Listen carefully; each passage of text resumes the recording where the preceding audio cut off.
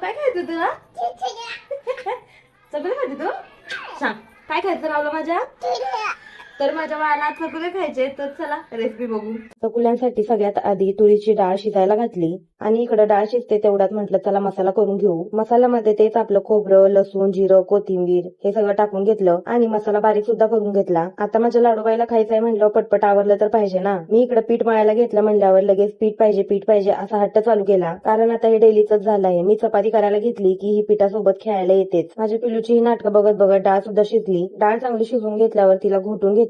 नंतर लगेच फोडणी टाकायला घेतली. तेलामध्ये कढीपत्ता, मोहरी टाकून लगेच मसाला परतून घेतला. मसाला जोपर्यंत तेल सोडत नाही तोपर्यंत परतत राहायचा. याने जेवणाची टेस्ट वाढते. मसाला चांगला भाजून घेतल्यावर त्यामध्ये शिजवलेली डाळ टाकून घेतली आणि नंतर त्यामध्ये आपल्याला जेवढं पाहिजे तेवढं पाणी ओतून घेतलं. आता हे पाणी इकडं उकळतंय तेवढ्यात इकडे मी चपातीचे काप करायला घेतले. पटपट सगळ्या चपात्या लाटून घेऊन त्याचे काप करून घेतले. माझे इकडे काम चाललंय तेवढ्यात रावी मॅडमची चपाती लाटायची चालली होती आणि फायनली चकुल्यांना उकळी आली आणि त्यामध्ये हे काप टाकून आणि आपल्या चकुल्या रेडी झाल्या. व्हिडिओ आवडला तर लाईक, कमेंट, शेअर नक्की करा.